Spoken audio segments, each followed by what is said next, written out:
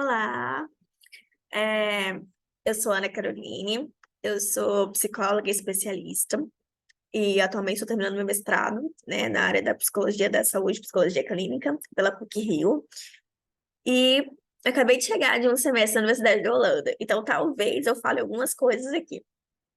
Bom, hoje nosso tema vai ser no contexto de urgência e emergência, a psicologia hospitalar e pautas em suas especificidades, ou seja, eu vou dar um contexto mais geral da história da psicologia hospitalar, e aí onde ela tá se inserida, né, onde ela começa e tudo mais, principalmente para a gente ter essa noção.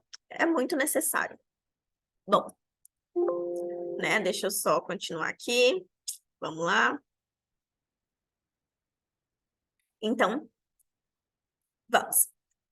Deixa eu baixar isso aqui. Enfim, vai ficar aqui. A psicologia no Brasil, ela foi regulamentada em 1962 com a aprovação da Lei 4.119 e complementada pelos atos oficiais e pelas legislações estabelecidas durante o período que tem início lá em 1962 e avança até a década de 70. Bom, não sei, né, se só quem está me ouvindo é somente psicólogo, mas pode ter outros profissionais de saúde, enfim, é necessário entender como que foi essa regulamentação da psicologia.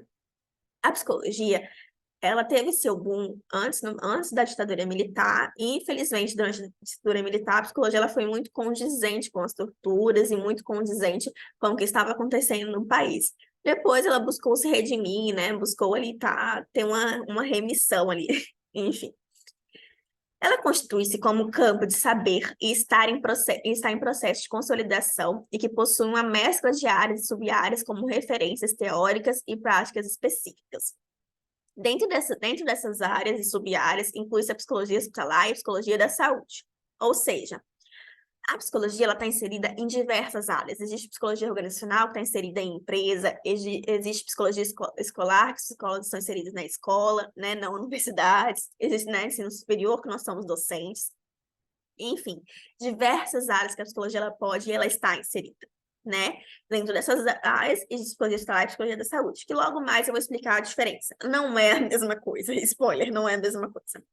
Bom, segundo a resolução do Conselho Federal de Psicologia, ou seja, o conselho que nos rege, de 2007, o psicólogo especialista em psicologia hospitalar atua em instituições de saúde e participa da prestação de serviço nos níveis secundário ou terciário da atenção de saúde. Ou seja, não trabalhamos no nível de atenção primária, estamos no nível secundário e terciário.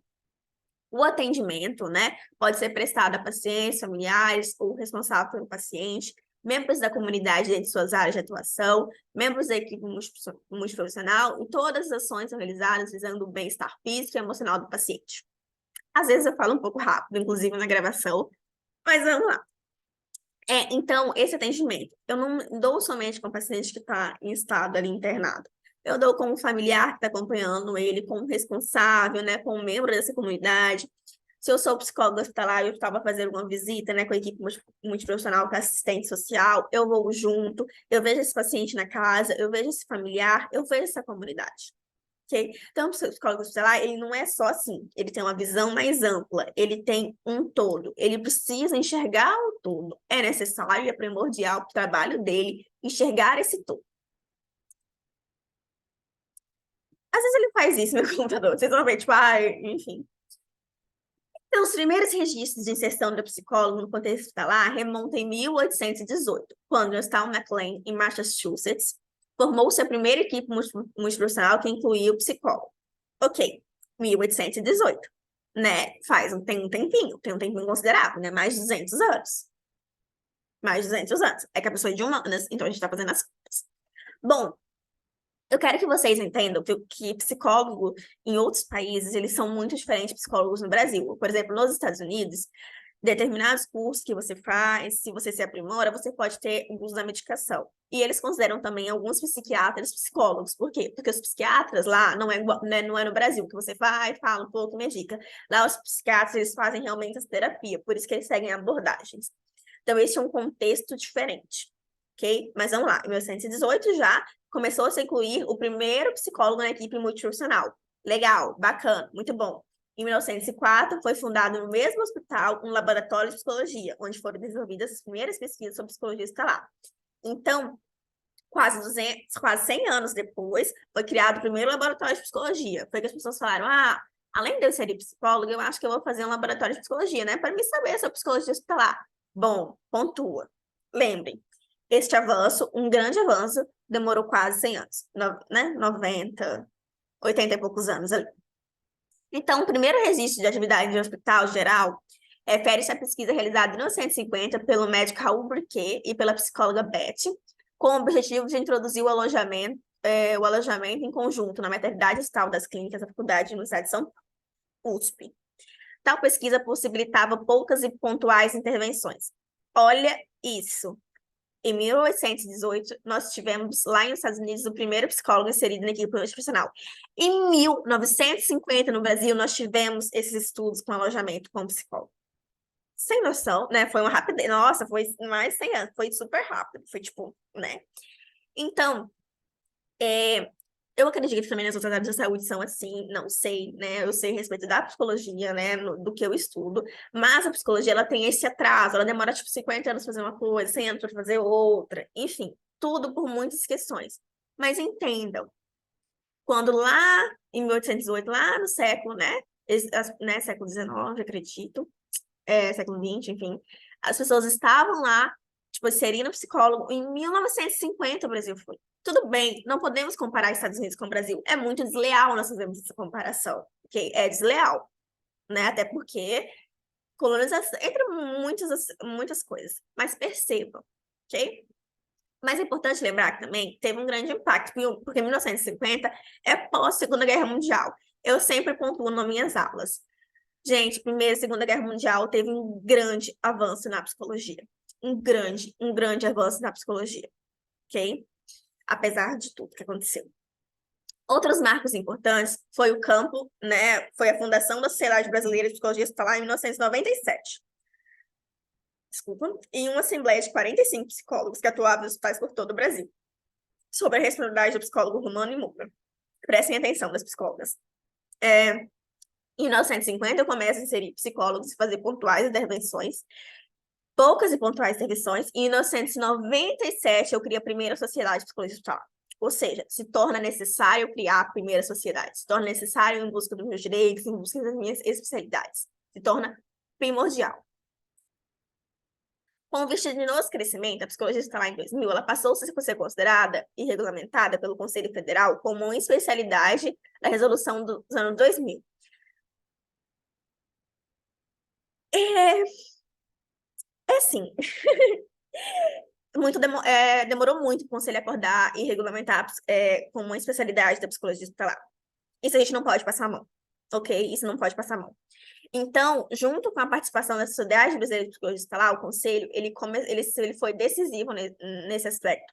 Então, quando a psicologia hospitalar começou a se tornar seu boom, começou-se a ser, olha, né, nós precisamos de psicólogo hospitalar, as resoluções começaram a ser criadas, né, leis começaram a ser criadas estaduais e federal, o Conselho foi lá e fez. Demorou? Mas fez, mas demorou. Ok? Vamos pontuar isso. A definição da especialidade prevê que o psicólogo hospitalar ele vai atuar em instituições de ensino superior ou centros de estudo de pesquisa, visando o aperfeiçoamento ou especialização de profissionais de sua área de competência, ou complementação de formação de outros profissionais de saúde de nível médio e superior, incluindo pós-graduação e lato, né, e senso. Ou seja, eu sou psicólogo hospitalar, eu preciso estar inserido no hospital? Não, eu dou aula de psicologia hospitalar, eu faço campo de pesquisa, eu estudo, eu faço mestrado, eu faço uma pós-graduação de psicologia hospitalar, eu sou um psicólogo hospitalar, né? No meu caso, dou aula de psicologia hospitalar, estou inserida, né, dentro dos estágios, né, sou preceptora dos estágios de psicologia hospitalar, eu sou uma psicóloga hospitalar, eu estou inserida naquele campo. Ok? Eu não preciso estar 40 horas semanais, 20 horas, 30 horas semanais dentro do hospital para me ser considerada psicologia hospitalar. Eu estudo essa área, eu estudo o próprio aprimoramento, eu estudo dentro dos centros, eu aperfeiçoo, eu ajudo a criar outros profissionais, eu sou psicólogo hospitalar. Não, então, segundo a Simonetti, a psicologia hospitalar ela corresponde ao campo de entendimento e tratamento dos aspectos psicológicos em torno do adoecimento. Eu viso o adoecimento, ok? Adoecimento físico, medicina, adoecimento psíquico, decorrente do adoecimento físico, psicologia hospitalar. Ao apontar os aspectos psicológicos da doença como objeto de pesquisa hospitalar, Simonetti faz uma transposição da questão das possíveis causas psicológicas da doença e da subjetividade presente em qualquer doença. Vamos lá. Agora, lembra que eu falei que psicologia hospitalar não é a mesma coisa que psicologia da saúde? Então, vamos entender isso muito bem. Para Straub, a psicologia da saúde é uma ciência que busca responder questões relativas à forma do bem-estar, né, das pessoas, que pode ser afetado pelo que ela pensa, sente e faz. Eu penso, eu sinto, eu faço. Ok? Novamente, nem todas as áreas da psicologia vão concordar que existe isso, que é um pensamento, um sentimento, e aí eu faço uma ação, enfim.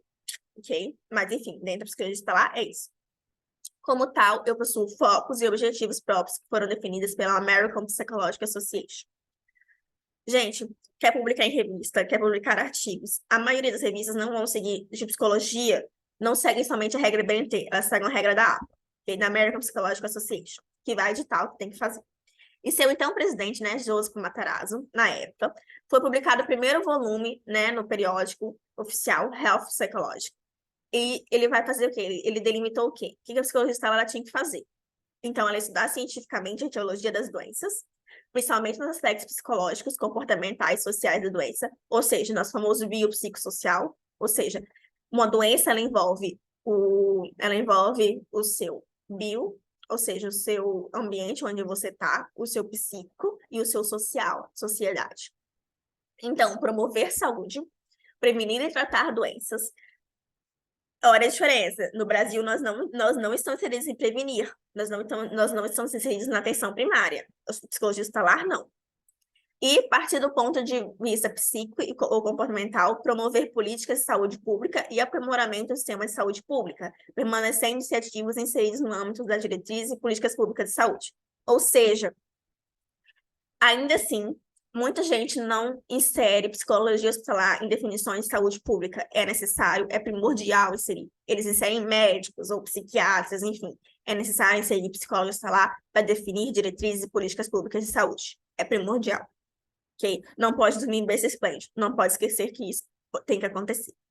É interessante observar, como afirma Castro, que as áreas da psicologia hospitalar, como é conhecida no Brasil, é inexistente em outros países.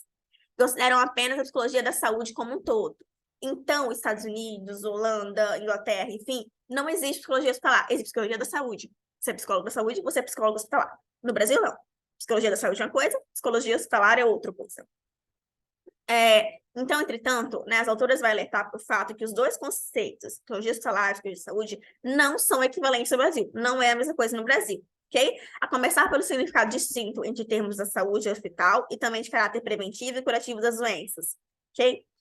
A psicologia da saúde ela vai cuidar mais da atenção preventiva, né? Ela vai ter inserido ali, né, na questões de saúde e prevenção.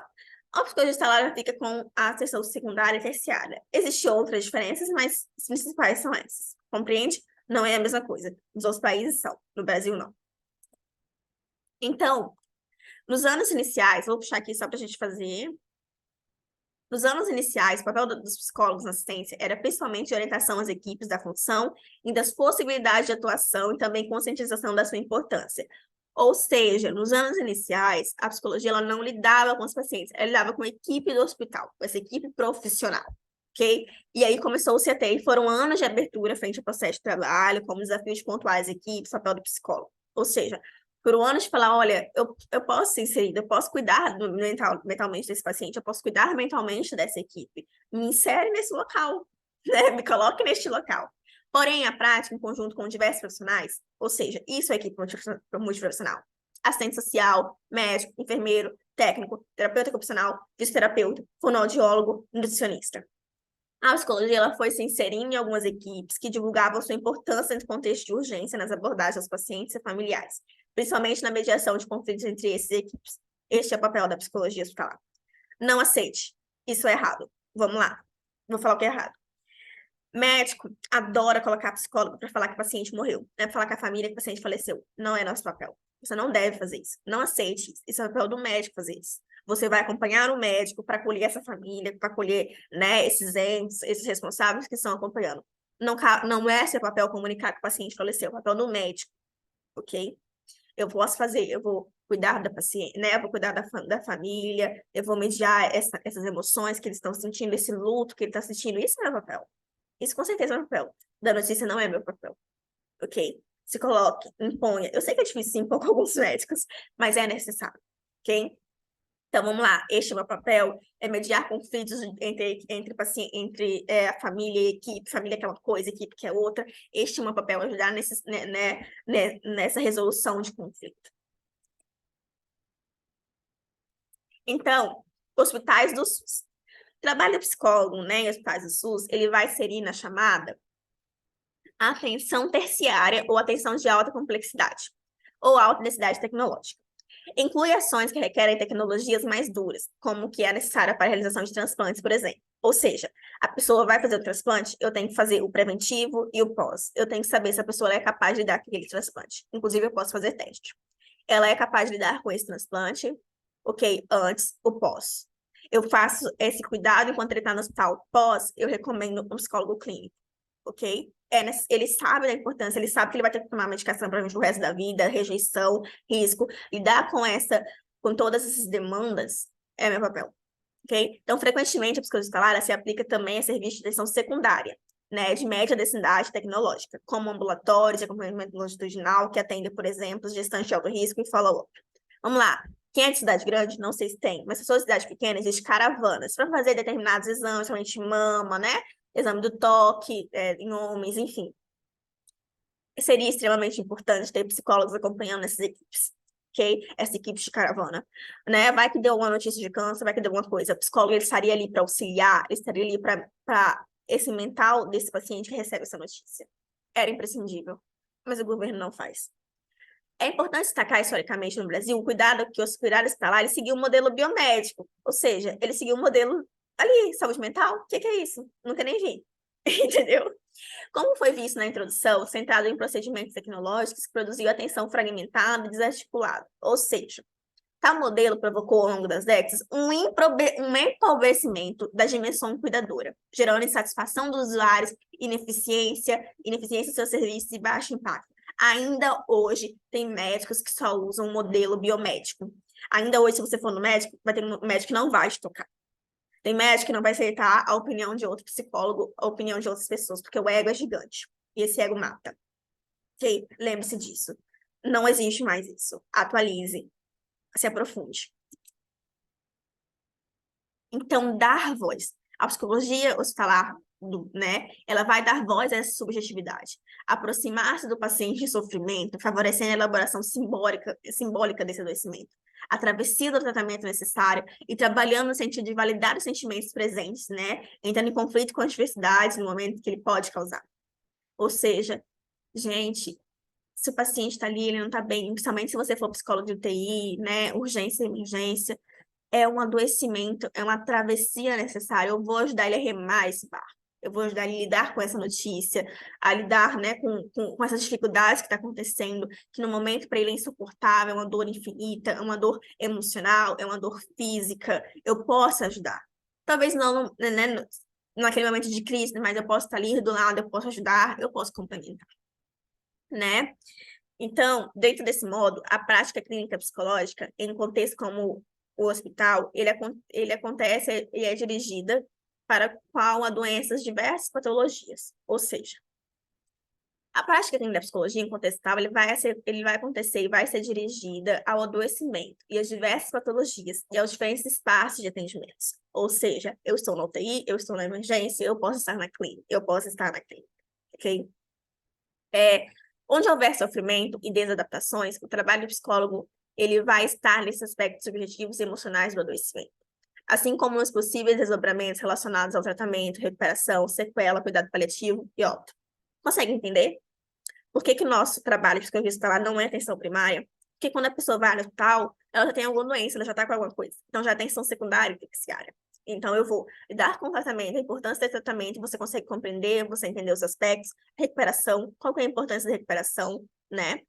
Sequela, se a pessoa teve um AVC, teve que amputar um braço, alguma coisa, você vai ter uma sequela muito grande emocionalmente, né? Eu cuido ali, depois eu indico psicólogo clínico. Cuidados paliativos, cuidado paliativo é imprescindível. Você entende que você tem cuidado paliativo? Você consegue entender? Geralmente, cuidado paliativo, ele fica no hospital. Então, é um processo mais amplo. O psicólogo, ele consegue acompanhar melhor. Geralmente, não sempre, às vezes vai para casa, ok? E óbito, morreu. Não comunica para a família, ajuda a família a entender esse processo, ajuda a família a passar por esse luto momentâneo ali. Então, assim, o psicólogo no âmbito hospitalar, ele estará implicado não só com o sofrimento, mas com a evolução do quadro clínico até a fase final, como o luto e o óbito. Geralmente é um processo. Eu inicio, eu tenho um começo, meio, um fim, ok? Deste modo, é importante saber quem é a pessoa assistida, quem é o paciente que eu estou assistindo, né? Qual é a patologia, o que ele tem, qual é a doença. Então, eu tenho que entender de patologia, ok? Eu tenho que entender de psicologia clínica, eu tenho que entender um pouco de medicina, um pouco, muito de medicina. O que é essa patologia, o que ela implica, quais são os efeitos colaterais desses medicamentos, ele está tomando medicamento, o que pode acontecer. Você entende? Seu trabalho, né? Tá vendo que o seu trabalho não é só isso aqui, o seu trabalho é isso aqui, o seu trabalho é mais amplo de fazer. Então, é uma doença aguda, uma doença crônica, pré-existente, o que é? As sequelas, elas são provisórias ou definitivas? Quais são as sequelas que vai ser deixadas nesse paciente? Né? Está devidamente informado sobre o tratamento? Ele tem consciência do tratamento? Falou uma vez, ele entendeu realmente? Ele entendeu realmente? Eu tenho que repetir? É importante repetir? Como? E a família? Né? A família é participativa, é uma rede de apoio. Como está essa rede de apoio? O que aconteceu? Ele está fragilizado, a família está fragilizada, o acompanhante hospital, eu entro. Quais são as repercussões psicossociais na vida da família assistida, né, na vida dessa pessoa e na vida dessa família? O que vai acontecer? Estão preparados? A doença já evoluiu para a fase terminal? Ela já evoluiu? Ela vai evoluir? Se ela vai evoluir, aí eu posso dar um trabalho preventivo dessa doença. Mas lembra, ele já está doente. Pode-se fazer paliação? O que acontece? Então, são inúmeras perguntas que eu tenho que fazer para mim estar assistindo. Muita gente pensa que psicologista lá é só passar no leito, conversar e tudo mais. Não é assim. Não é assim que tem que funcionar. É um trabalho mais profundo, dentro do hospital. Dessa forma, o psicólogo ele passou a ser um profissional ele passou de um profissional estranho a um profissional que é almejado pela equipe dentro da instituição, né? Ao longo do tempo foi solicitada sua permanência no hospital e também aos sábados e aos feriados. O que acontece até hoje? Ainda existe hospitais regionais, hospitais públicos que não têm psicólogo no final de semana. Como assim? Por que não tem? Gente, não entra mais urgência, emergência, não entra mais cuidado paliativo sábado e domingo. O que acontece? Por quê? Né? Então, são coisas que nós temos que pensar, que nós temos que nos colocar. Então, o papel do psicólogo, ele tornou-se de suma importância na medida em que pode auxiliar o processo de internação e sensibilizar a equipe os aspectos psicossociais que dificultam a comunicação com o paciente, facilitando o envolvimento de seu tratamento, reabilitação e o acolhimento dessa família. Ok? Novamente, é uma rede, é um ciclo de apoio. Em uma unidade de emergência, aonde para o risco iminente de morte, emergência, gente, circulam sentimentos e emoções que modificam e interferem nos cuidados de quem, nesse setor, encontra-se. Existem acidentes graves, existem casos de emergência e tudo mais que vai afetar a equipe multiprofissional. É meu papel ser condizente. Isso não pode me afetar, ok? Não pode.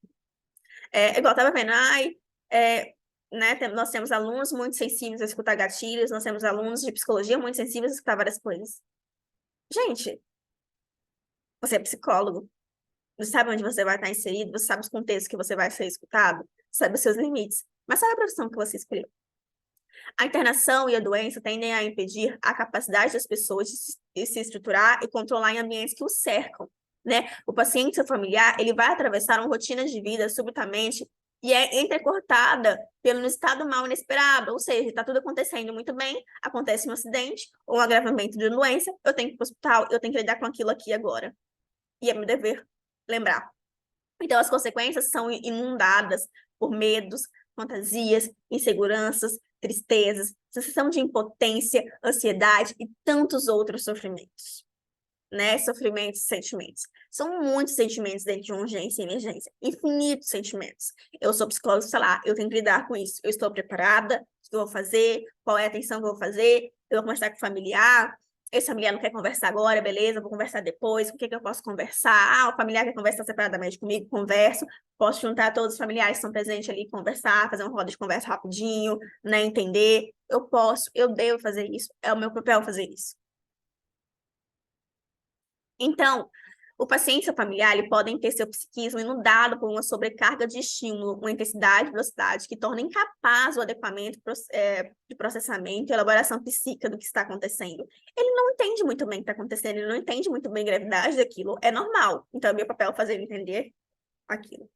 A psicologia ele tem, nesse aspecto, função específica de avaliar a condição emocional, identificando recursos e condições internas naquele momento de atendimento, proporcionando apoio e continência aos conteúdos sugeridos em decorrência da situação de emergência. Eu apoio, eu tenho uma função específica de avaliar a condição emocional.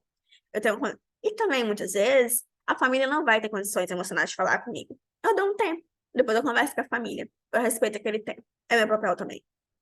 Então, o atendimento psicológico, ele pressupõe um olhar múltiplo, no qual estão envolvidos os processamentos emocionais, biológico, social e cultural.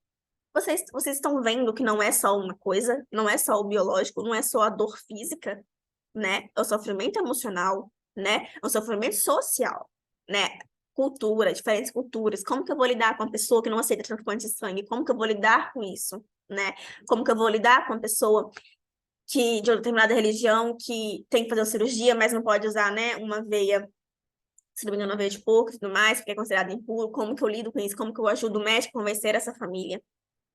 Lembre. Mas nunca transportando o meu local, nunca me impondo sobre aquela família, né? Vamos lembrar da importância cultural também.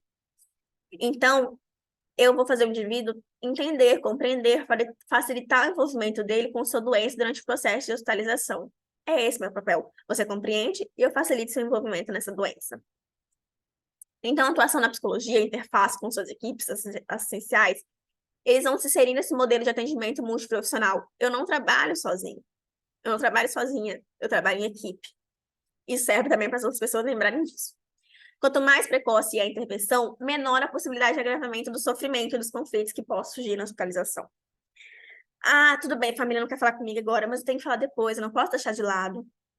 Ok? Né? Quanto mais precoce a intervenção, menor a possibilidade de agravamento do sofrimento. Eu entro, eu insiro, ele tem noção daquela doença, eu trabalho isso, trabalho esses conflitos. É importante. Vejo que só ali não é necessário, indica um psicólogo clínico de extrema importância indicar um psicólogo clínico. Né? Então, o psicólogo hospitalar tem um importante papel nas intervenções direcionadas à relação de médico e paciente. Ok, eu posso ajudar nesse conflito. Paciente e família, eu também ajudo na questão da família com o paciente, né? Paciente a paciente, ele com ele mesmo, né? E do paciente em relação ao seu processo de adoecimento, seu processo de hospitalização. Hospitalização por si só é muito difícil, tem pessoas que têm crise de pânico de estar no hospital, né? Como que eu vou ajudar ele, né? Repercussão emocional do que vai emergir nesse contexto. Como que eu posso estar possibilitando esse paciente? Então, imprevisibilidade da rotina na emergência é um grande desafio. Você é psicólogo de urgência e emergência, não vai ter uma regra seguida, não vai ter uma rotina, né? Cada dia é uma coisa nova, cada hora é uma coisa nova. Então, quando se conhece a demanda, é possível se antecipar a ela, intervir precocemente na prevenção de possibilidade de agravamento, e maiores serão as expectativas na recuperação do paciente. Né? Na urgência e emergência, não. Feeling, rapidez, o que eu posso fazer? O trabalho do psicólogo ele pode ter caráter preventivo e ser pautado nas pesquisas e nos levantamentos dos dados, aprimorando, né, o profissional nas especificidades do perfil de atendimento, que vai possibilitar a elaboração de protocolos que facilitam e aprimoram a intervenção. Outro papel de destaque da psicologia tem sido o acompanhamento de visitas especiais em pacientes internados, ou seja, pessoas portadoras de necessidades especiais, crianças menores de 12 anos. Gente, existe uma coisa também chamada psicologia do desastre, que é a psicologia de urgência e emergência. Quando acontece grandes desastres, se você faz parte de determinada equipe, um conselho, ele considera, você também pode estar inserido nessa urgência e emergência. Desastre por um ladinho, algum atentado, né, alguma coisa, você pode estar ali, você pode ser inserido. O setting terapêutico criado pelo psicólogo na atenção aos pacientes com hospitalizações e seus familiares, eles têm por princípio garantir um espaço para a escuta do sofrimento psíquico, sem desconsiderar as interfaces com processos biológicos e socioculturais que representam naquele momento. Lembram? Biopsicossocial. Eu posso somente escutar aquele paciente fazendo desabafo e fazer uma intervenção pequena ali. Eu tenho que saber também o que me cabe, eu tenho que fazer também o que faz parte de mim.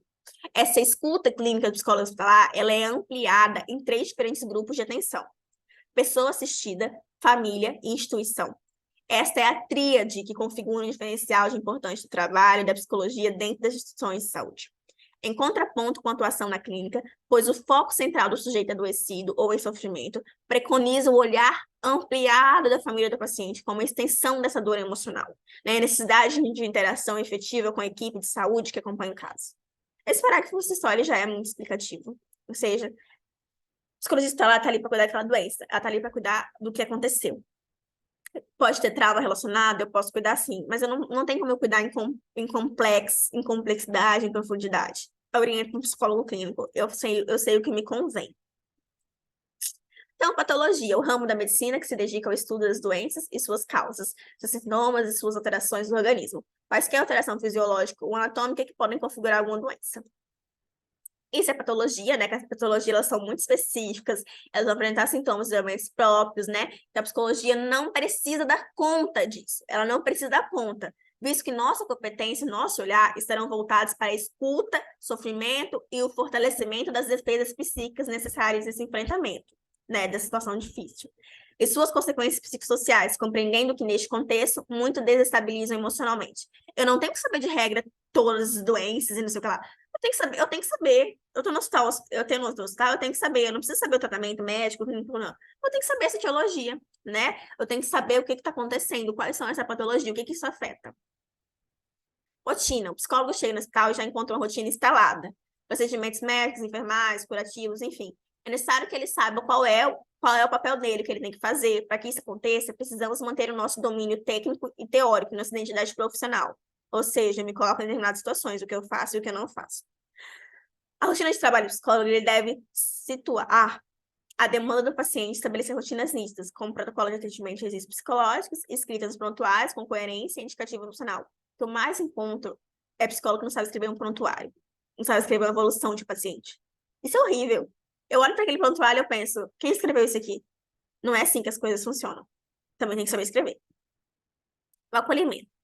O acolhimento ele pode ser facilmente identificado com a abordagem, né, das famílias que estão em algum parente na UTI, por exemplo. Esse é o trabalho do psicólogo. O paciente está na UTI, o paciente não consegue falar, eu faço trabalho com a família. Quando a família vai visitar, eu conscientizo essa família, né?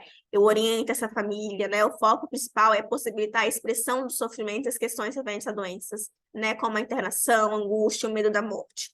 Este é o meu papel. Outro aspecto em que o acolhimento se mostra como dispositivo importante é no serviço de urgência e emergência.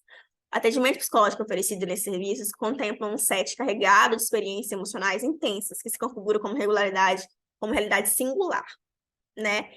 Então, é demandado muitas vezes que o psicólogo acaba com o problema, resolva o conflito, estabeleça a habilidade perdida, né? Aparecem ser muito recursos de forma eficaz. O que eu devo fazer, o que eu devo orientar? Você tem que saber. De acordo com Pérez, a maioria das solicitações de atendimento psicológico em unidade de emergência e emergência surgem em função de quadros reativos da situação de gravidade de risco. Como eu já falei, atendimento emocional, né, emergencial, coisas ansiogênicas, muitos pacientes vão para a urgência com crise de ansiedade, é medicada para controlar, e aí eu faço um apoio, né, eu faço uma escuta daquele paciente, né, depressão, risco de suicídio, nervo de suicídio, então é tudo para urgência e emergência, tudo cabe a mim, né, ao médico e a mim. No contexto de urgência e emergência, a psicologia hospitalar ela precisa se pautar nas suas especificidades, ok? Ela precisa saber o que ela quer. Então, isso nós temos alguma avaliação. Isso aqui eu trouxe, eu não vou ler tudo isso aqui, mas só para vocês saberem que existe a fase pré-operatória e pós-operatória, como eu falei, né? É uma avaliação pré-operatória, é um preparo psicoeducacional, se aquela pessoa for fazer uma cirurgia de alto risco, fazer um transplante, uma cirurgia bariátrica, eu entro nisso. Eu tenho essa fase que é opcional, que eu vou acompanhar a internação, orientar a família e tudo mais. É opcional o quê? É opcional, mas é necessário. E o pós-operatório, falou, eu consigo acompanhar o psicológico desse paciente. Então, é fundamental a importância do psicólogo conhecer a rede de atendimento, compreender as políticas públicas de saúde e todas as esferas, municipal, estadual e federal. Eu conheço as leis, eu sei o que me cabe, pois precisa entender que os atendimentos hospitalares podem, e muitas vezes vão além da nossa intervenção no momento de internação daquela pessoa. Vão além, vão te cobrar mais, vão querer mais de você. Está preparado? Né? O desafio é o compromisso com o exercício ético da profissão. Nesse sentido, nosso código de ética precisa ser referência em todas as ações. Eu sei o código de ética, eu sei o que é ético e o que não é ético, né? Precisamos nos aprofundar e entender o que é intervenção psicológica no setor da saúde. Então, por fim, vamos destacar o compromisso com os direitos humanos. Não há possibilidade de desvinculação da psicologia com a defesa, promoção e garantia dos direitos humanos. Os direitos humanos são fundamentais para a vida do indivíduo, da comunidade e da civilização. Direitos humanos acima de tudo. Lembrei disso? Então, essas são algumas referências e tudo mais. Espero que vocês tenham gostado, tenham aprofundado. Acho que vocês devem ter meu Instagram, enfim, qualquer pergunta, vocês podem estar aí. Enfim, gente, obrigada pelo apoio. E é isso.